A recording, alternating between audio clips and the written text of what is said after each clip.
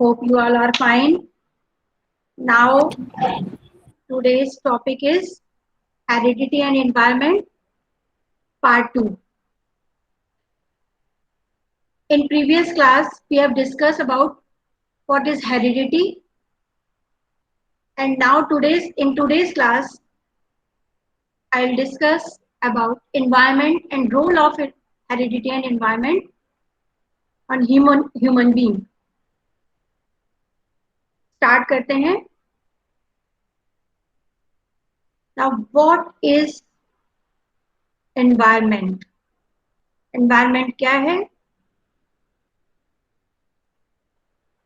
What is environment?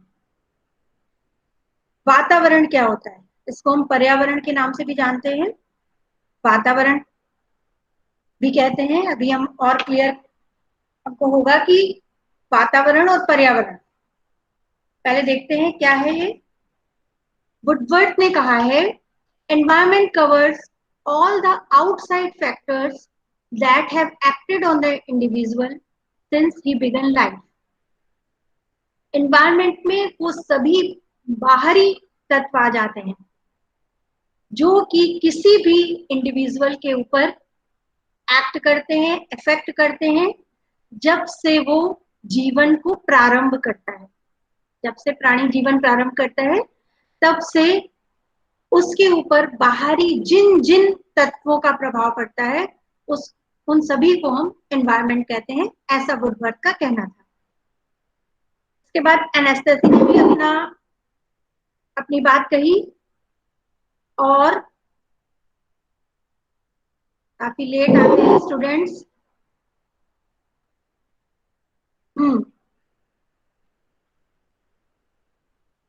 इनका कहना था the environment is everything that affects the individual except his jeans.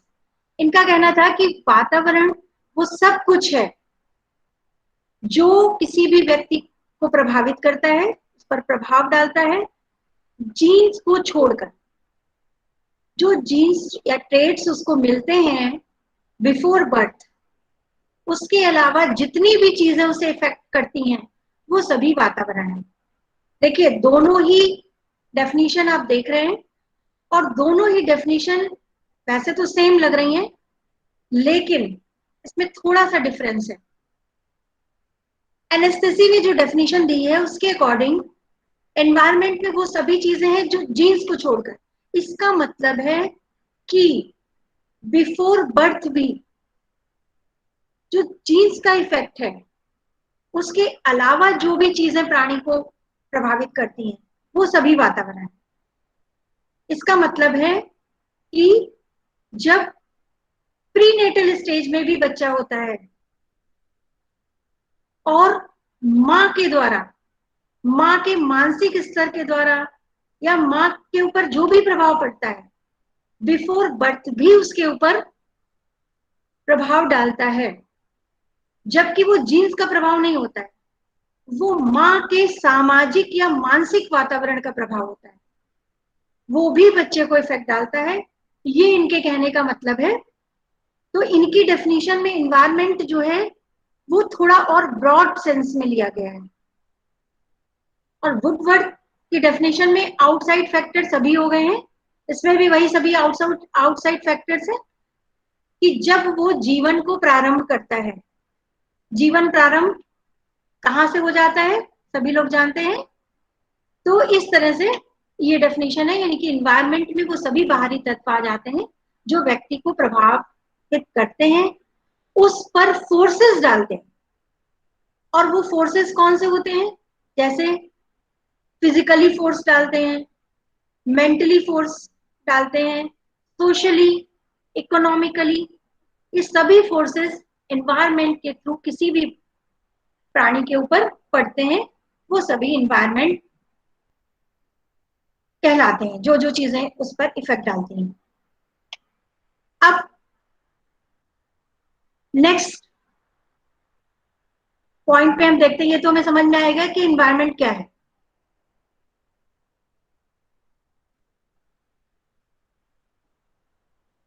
Environment mainly two types का होता है।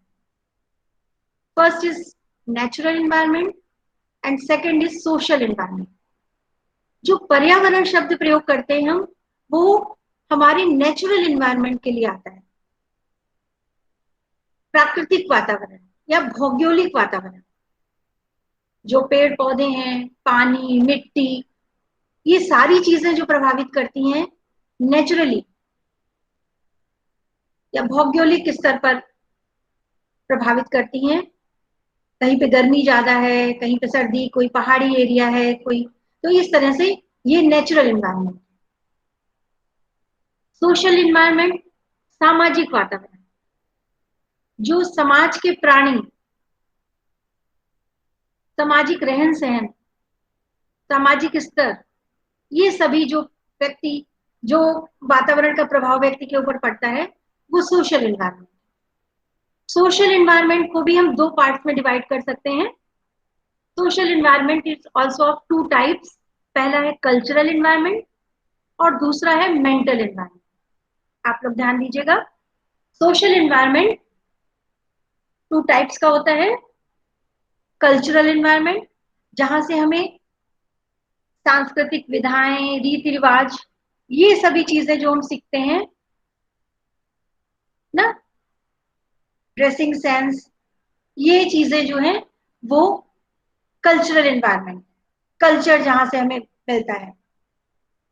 और शिष्टाचार जो होते हैं, परंपराएं जो होती हैं, व्यवहार करने के जो तरीके होते हैं, ये सब हमें कौन देता है? Cultural environment. दूसरा होता है मेंटल एनवायरनमेंट। मेंटल एनवायरनमेंट हमें मानसिक रूप से प्रभावित करता है, और मानसिक रूप से प्रभावित करने वाला एनवायरनमेंट ही मनोविज्ञान जो है उस पर ज्यादा फोकस करता है। जैसे मानसिक शक्तियों का विकास, मेंटली जो हमें बिल्कुल हमारे ऊपर फोर्स डालते हैं, जैसे लैंग्वेज, वैल्यूज ना, ये सारी चीजें, mental thinking ability, critical evaluation करने की एबिलिटी, ये मेंटल इन्वायरमेंट। सोशल इन्वायरमेंट के अंदर हमारा इमोशनल फोर्सेस भी आते हैं। तो ये सारी चीजें हमारे इन्वायरमेंट के अंतर्गत आती हैं। तो पहले हम इन्वायरमेंट को मेनली टू टाइप्स में डिवाइड करते हैं, नेचुरल और सोशल। और सोशल इन्वायरमेंट में ही हमारे कल्चरल, मेंटल, इमोशनल, ये सारे इन्वायरमेंट आ जाते हैं। हाँ, कोई कुछ कहना चाह रहा है, बताइए।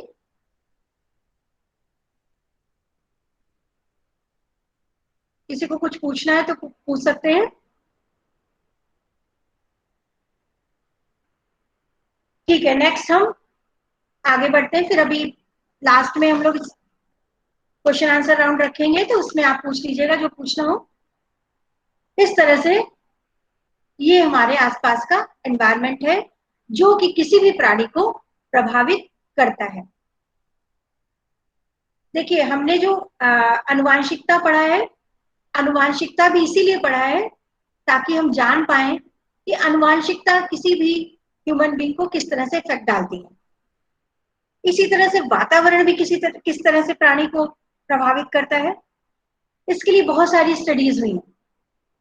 बहुत सारी स्टडीज में बहुत सारे साइकोलॉजिस्ट जो थे वो अलग अलग चीजों को मानने वाले थे। हालांकि स्टडीज दोनों के लिए लोगों ने की कि एनवायरनमेंट ज्यादा इफेक्टिव है कि हेरिडिटी ज्यादा इफेक्टिव है।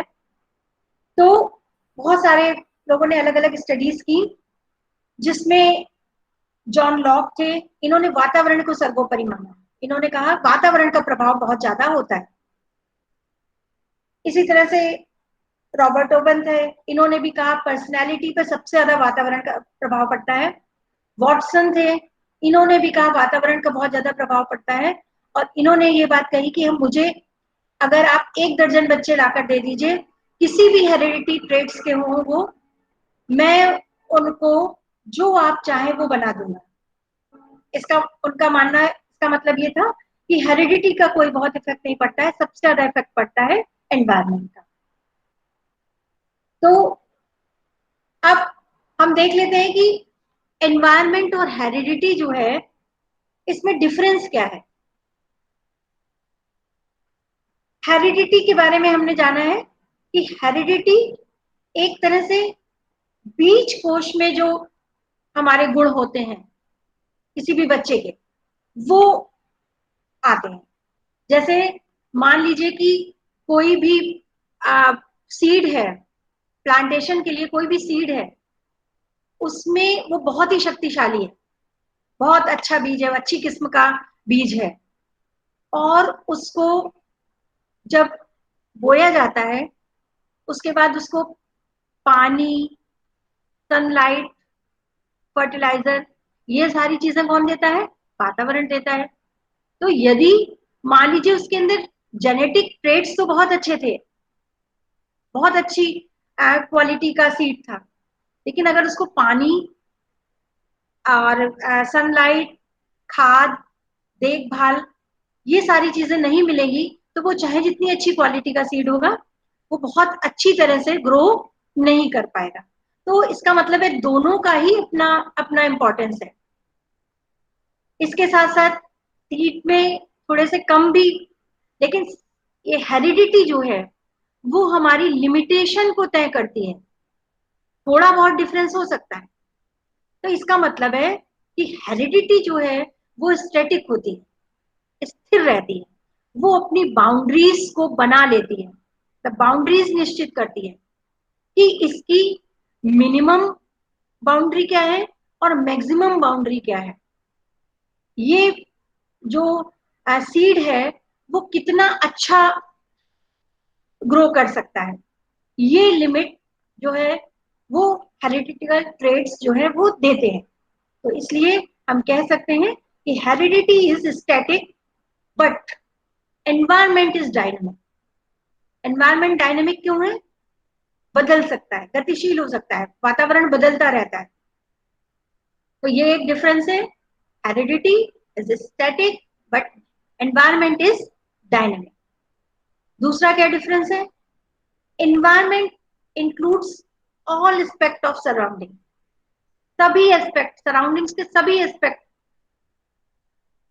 उसके अंतर्गत होते हैं। तो फिजिकल एस्पेक्ट ले सकते हैं हम, सोशल एस्पेक्ट ले सकते हैं, मेंटल एस्पेक्ट ले सकते हैं, इमोशनल एस्पेक्ट ले सकते हैं, cultural and character, habit formation, ये सारी एस्पेक्ट जो है वो हमारा एनवायरनमेंट हमें देता है। तो ये सारी चीजें इंक्लूडेड होती हैं उसमें।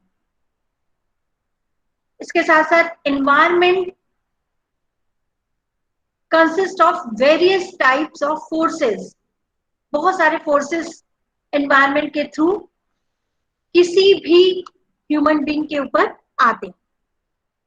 जैसे मान लीजिए कि हेरिडिटी से बहुत अच्छी वैल्यूज मिली हुई है, किसी भी बच्चे को बहुत अच्छे वैल्यूज के ट्रेड्स उसको मिले हैं जेनेटिकली, लेकिन वो ऐसे लोगों से दोस्ती कर बैठा है, उसके आसपास का जो एनवायरनमेंट में ऐसे लोग हैं जिनकी वैल्यूज जो है वो बिल्कुल नहीं है, वो हैप्पी गो लकी टाइप के लोग हैं। वो लोग ये कहते हुए पाए जाते हैं कि जीवन एक ही बार मिला है, जीवन का मजा ले लेते हैं, जिंदगी को अच्छे से जिएंगे, वैल्यूज क्या होती हैं, है ना, कैरेक्टर क्या हो, कुछ नहीं, जो अच्छा लगे वो करना चाहिए।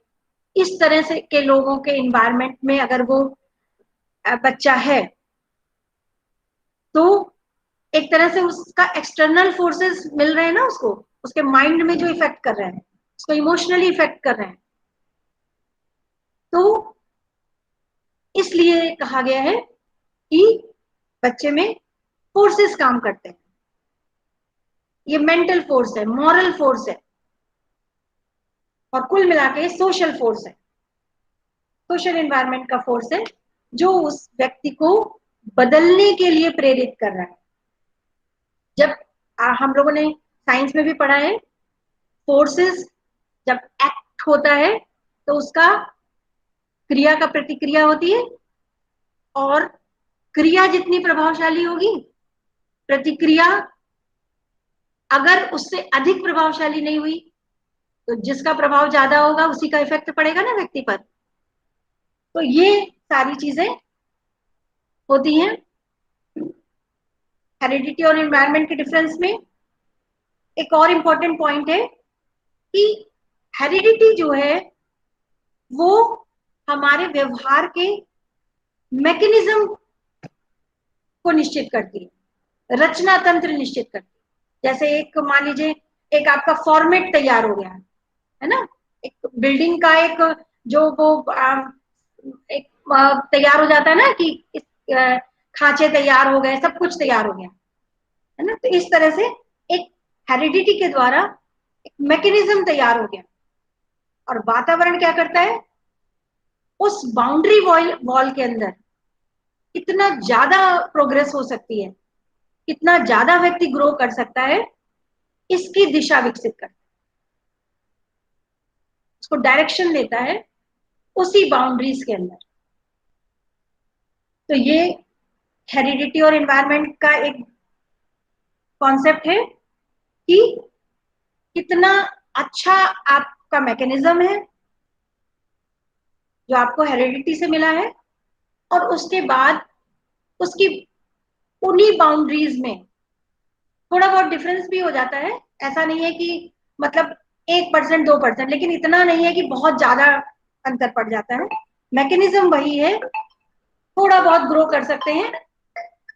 तो इस तरह से हम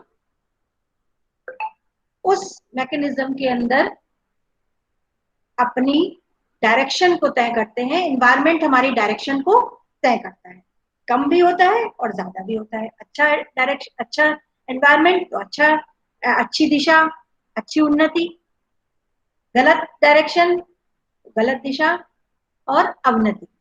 तो इस तरह से होता है हमारा। इसके बाद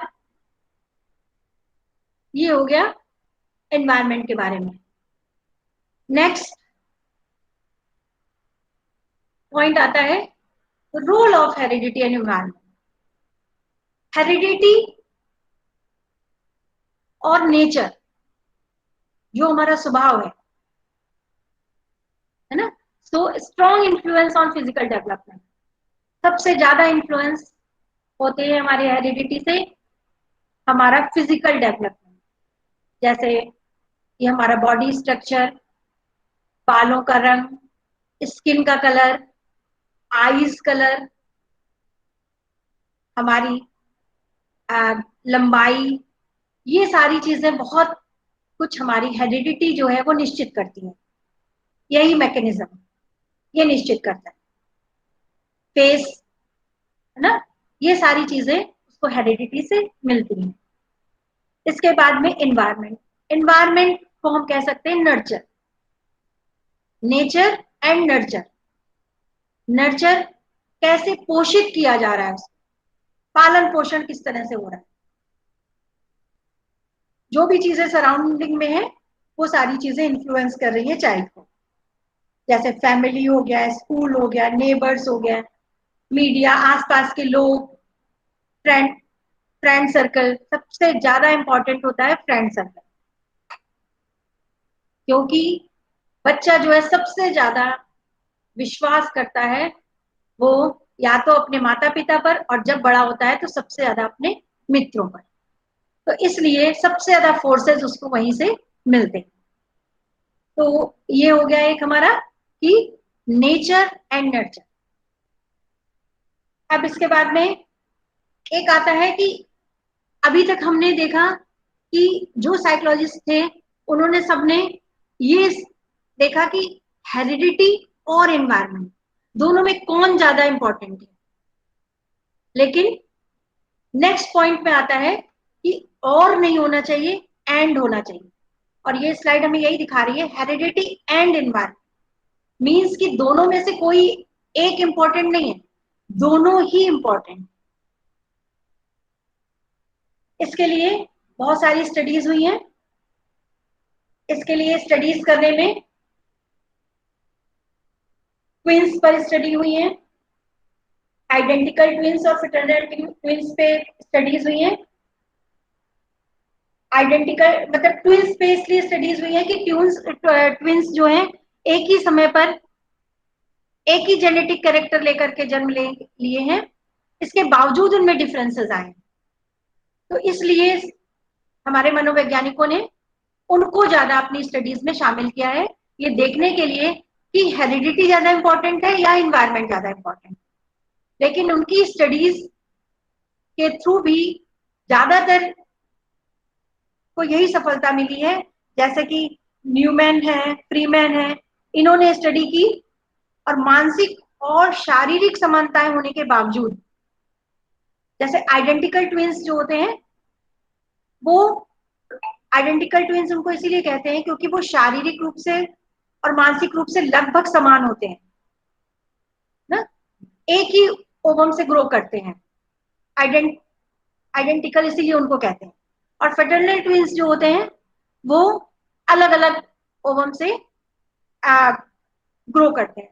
तो इसलिए दो तरह के ट्विंस होते हैं, आइडेंटिकल ट्विंस सेम सेक्स के होते हैं, और जो फेटर्नल ट्विंस होते हैं वो अलग अलग भी हो सकते हैं, सेम भी हो सकते हैं और अलग अलग भी हो सकते हैं। तो इसलिए इन्हीं को स्टडीज में ज्यादा रखा है उन लोगों ने। तो उन्होंने कहा कि जब इनमें आइडेंटिकल ट्विंस में जैसे शारीरिक समानताएं हैं, उनके फेस भी लगभग रिजेंबल करते हैं, इसके बावजूद अलग अलग वातावरण में रखने पर उनकी बुद्धि लब्धि में अंतर पाया गया। तो इसका मतलब है कि न्यूमैन और फ्रीमैन ने ये निष्कर्ष निकाला कि इन्वायरमेंट ज्यादा इंपॉर्टेंट है, भले ही आइडेंटिकल ट्विंस हो, एक ही जेनेटिक ट्रेट्स हो दोनों में, फिर भी उनका इन्वायरमेंट ज्यादा प्रभावशाली हुआ। इसी तरह से गाल्टन थे, कॉल पियर्सन थे, मैकडूगल थे, पेंडल थे, इन लोगों ने भी बहुत सारी स्टडीज की और इस निष्कर्ष पर पहुंचे कि ये लड़ाई झगड़ा करना कि कौन ज्यादा इंपॉर्टेंट है, इस पे ना देख करके हम ये देखें कि दोनों ही ज्यादा इंपॉर्टेंट है। और इसके लिए फिर वुडवर्थ ने इंपॉर्टेंट बात कही कि हेरिडिटी और एनवायरनमेंट में उनका जो उन्होंने एक बात कही वो ये कि the individual does not equal to heredity plus environment. ध्यान से सुनिएगा, the individual does not equal to heredity plus environment but does equal to heredity into environment. The heredity and environment का मल्टीप्लीकेशन मीन्स प्रोडक्ट जो होता है वो individual बनकर तैयार होता है। मोर्स एंड बिंगो ने भी यही बात कही है कि मानव की प्रत्येक विशेषता वंशानुक्रम एवं वातावरण की अंतःक्रिया का परिणाम है। वंशानुक्रम और वातावरण आपस में अंतःक्रिया करके resultant of the product of interaction between heredity and environment is equal to individual। Individual में जो भी ट्रेट्स हमें दिखाई देते हैं वो प्रोडक्ट होते हैं हेरिडिटी एंड एनवायरनमेंट। तो ये बहुत इंपॉर्टेंट बात वुडवर्थ ने कही है, इसको आप लोग ध्यान रखिएगा। It means individual I is equal to H into E. I means individual, individual is equal to H heredity into environment E। व्यक्ति जो बनकर तैयार होता है वो हेरिडिटी और एनवायरनमेंट का प्रोडक्ट होता है। अब ये सब चीजें किन किन हेरिडिटी एनवायरनमेंट हमारी किन किन चीजों को प्रभावित करता है, जैसे बुद्धि पर प्रभाव। कैंडॉल ने अपनी स्टडी में पाया कि उन्होंने 552 लोगों पर स्टडी की है ना, और उन्होंने ये पाया कि पॉजिटिव एनवायरनमेंट से बुद्धि लब्धि में थोड़ा सा फर्क पड़ता है, लेकिन जनरली वो जो मेन मैकेनिज्म होता है वो जेनेटिक होता है। थोड़ा सा डिफरेंस आ सकता है बुद्धि लब्धि में, ये इनके स्टडी का परिणाम था। इसके साथ साथ पर्सनैलिटी, अब पर्सनैलिटी पे भी दोनों का प्रभाव पड़ता है। कैसे? पर्सनैलिटी में मैंने बोला कि आपका जो फेशियल स्ट्रक्चर है, जो बॉडी स्ट्रक्चर है, वो जेनेटिकली मिला। और इसके बाद में अब पर्सनैलिटी कोई केवल बॉडी स्ट्रक्चर तो नहीं होता है, आप कैसे बात कर रहे हैं, लैंग्वेज आपका क्या है, कम्युनिकेशन कैसा है। तो कम्युनिकेशन, लैंग्वेज, वैल्यूज, व्यवहार करने का तरीका, ये सब आपको इन्वायरमेंट से मिलेगा। और बॉडी स्ट्रक्चर और सारी चीजें आपको हेरिडिटी से मिली, तो दोनों का मिला जुला प्रभाव होगा। तो ये भी एक बात सिद्ध होती है कि पर्सनैलिटी पे भी दोनों का प्रभाव पड़ता है। मेंटल डेवलपमेंट, मेंटल डेवलपमेंट में भी जेनेटिकली भी प्रभाव पड़ता है और साथ साथ में एनवायरमेंट का भी बहुत ज्यादा इस पर प्रभाव पड़ता है। Thinking ability, imagination, problem solving ability, ये भी स्टडीज में पाया गया कि इन सब पर एनवायरमेंट का इफेक्ट ज्यादा पड़ता है। जैसे इमेजिनेशन की जो मेन पार्ट है मेंटल डेवलपमेंट का, थिंकिंग एबिलिटी एंड इमेजिनेशन। जिस एनवायरमेंट में आप रहेंगे वैसा ही इमेजिन करेंगे। जैसे इसका एग्जाम्पल ये है कि पहले के टाइम में हमारे पास इतनी फैसिलिटीज नहीं होती थी, तो इमेजिनेशन भी लिमिटेड थी। लोग क्या इमेजिन कर सकते थे? जो उनके आसपास चीजें होती थी वही तो इमेजिन करेंगे।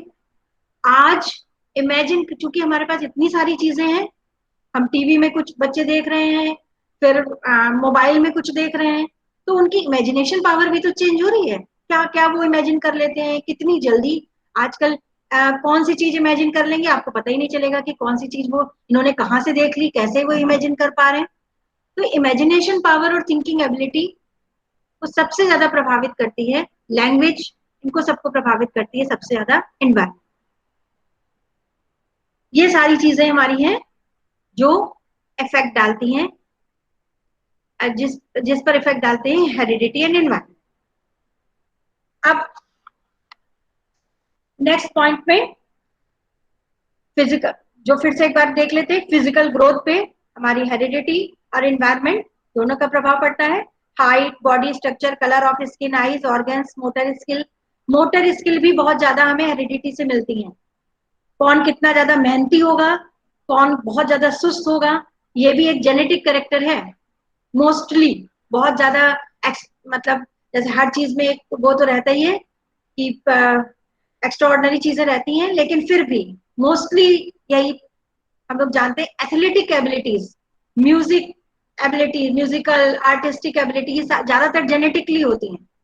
लेकिन एनवायरमेंट क्या करता है, अगर उनको गुड केयर दिया जाए। अब बॉडी स्ट्रक्चर मान लीजिए बहुत अच्छा मिला है जेनेटिकली, लेकिन केयर नहीं हो पा रही है, अच्छा एनवायरमेंट नहीं मिल रहा है, मेडिकेशन सही से नहीं मिल रहा है, न्यूट्रिशन नहीं मिल रहा है, तो एनवायरमेंट का फर्क पड़ जाएगा ना। तो चाहे जितना अच्छा बॉडी स्ट्रक्चर हो, कहीं ना कहीं वो प्रभावित एनवायरमेंट से हो जाएगा।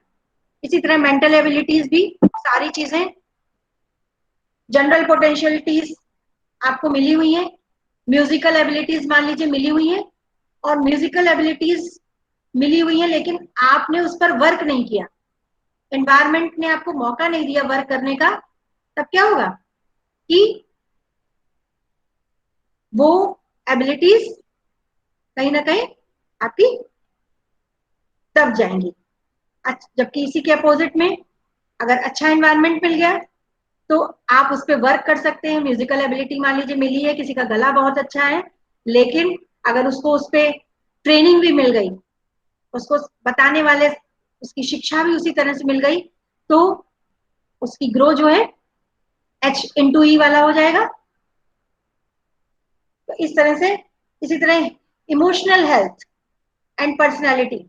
इमोशनल जो जैसे आप जो हार्मोन्स होते हैं सिक्रीट करते हैं इमोशनल बैलेंसिंग के लिए, वो बहुत इंपॉर्टेंट होते हैं। और जो ग्लैंड्स होती हैं उसे जो हार्मोन सिक्रीट होते हैं, वो सारी चीजें हेरिडिटी से मिलती हैं। लेकिन एनवायरमेंट पे भी असर पड़ता है, एनवायरमेंट का भी असर पड़ता है उस पर। ऑर्गन्स, नर्वस सिस्टम है ना, ग्लैंड्स है, ये सब तो जनरली हेरिडिटी से मिलती हैं सब चीजें। लेकिन होम एनवायरमेंट, पेरेंट्स का अफेक्शन, लव, उनकी देखभाल, वो सारी चीजें उसको और स्ट्रांग बनाती हैं। पेरेंट्स का आपस में कोऑपरेशन कितना अच्छा है, घर में लड़ाई झगड़ा हो रहा है तो एनवायरनमेंट खराब हो रहा है। तो ये सारी चीजें जो है हमारी इमोशनल हेल्थ को और पर्सनालिटी को अफेक्ट करती हैं। इसके बाद एटीट्यूड, बिलीफ एंड वैल्यूज, ये भी, ये कैपेसिटीज भी हेरिडिटी से मिलती हैं। आप लोगों ने बहुत सारी फिल्मों में देखा होगा ना, एक मतलब मान लीजिए खराब दो ट्विंस थे और एक को एक डाकू जो है वो ले गया और एक को राजा के पास रहा। तो क्या हुआ, कभी कभी आप देखते हैं कि वो डाकू वाली एबिलिटीज जो है उसके अंदर डेवलप हुई, कभी देखते हैं कि राजा वाली एबिलिटीज ही उसके अंदर रही। तो ये जो फिल्मों में जो लेते हैं ना स्टोरीज, वो भी एक तरह से आप इसको भी कनेक्ट कर सकते हैं हेरिडिटी एंड एनवायरनमेंट।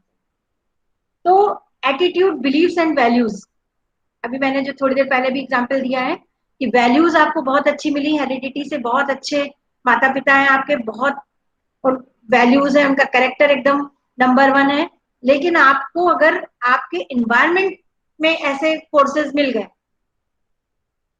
जो उसके इफेक्ट को कम करना चाहते हैं और आप भी उनके उसमें आ गए, तो फिर हमारी हेरिडिटी का जो प्रभाव है वो काफी कुछ धूमिल पड़ जाएगा। तो इसीलिए इन दोनों की इंपॉर्टेंस बहुत ज्यादा है। अब ये सारी चीजें तो हमने समझ ली, effect of heredity and environment, role भी समझ लिया। अब लास्ट पॉइंट में हम आते हैं कि ये हम क्यों पढ़ रहे हैं as a teacher. Knowledge of heredity and environment useful for teachers, क्यों हमारे लिए जरूरी है, क्यों हम पढ़ा रहे हैं और क्यों आप पढ़ रहे हैं, क्योंकि आप टीचर बनने वाले हैं और आपको ये जानना जरूरी है कि हेरिडिटी और एनवायरनमेंट का इफेक्ट कितना ज्यादा बच्चे के ऊपर पड़ता है। तो जब हम किसी बच्चे से इंटरेक्ट हो रहे हैं या जो भी बच्चे हमारी क्लास में हैं, वो उनके हेरिडिटी के ट्रेड्स क्या हैं और उनको एनवायरनमेंट कैसा मिल रहा है, ये जानकारी होना बहुत जरूरी है टीचर्स के लिए। तभी हम किसी बच्चे को बहुत अच्छी तरह से जो है वो नर्चर कर सकते हैं उसको। अच्छा, इसीलिए आपने देखा होगा स्कूल्स में पेरेंट्स मीटिंग होती है। पेरेंट्स मीटिंग का पर्पस यही है कि एक तो बच्चों के बारे में बताया जाए, उनकी जानकारी दी जाए, दूसरा टीचर्स भी समझ सकें कि उनका एनवायरनमेंट कैसा है, उनके पेरेंट्स कैसे हैं, उनकी शिक्षा कैसी है, कैसी वैल्यूज है उनकी, कैसी उनकी सोच है, पढ़े लिखे हैं कि नहीं है। तो ये सारी चीजें जानना टीचर के लिए बहुत जरूरी है। टीचर को ये भी जानना बहुत जरूरी है कि बच्चे के अंदर जो भी हेरिडिटी से ट्रेड्स मिले हैं, यदि उनका एनवायरनमेंट अच्छा नहीं है तो उसको बहुत ज्यादा हम अच्छा बना नहीं सकते हैं, चाहे वो मेंटल डेवलपमेंट के पॉइंट ऑफ व्यू से हो, चाहे फिजिकल डेवलपमेंट के पॉइंट ऑफ व्यू से हो, वैल्यूज है, इमोशनल डेवलपमेंट है। तो इसलिए इसकी जानकारी बहुत जरूरी है और इनका कितना प्रभाव पड़ता है।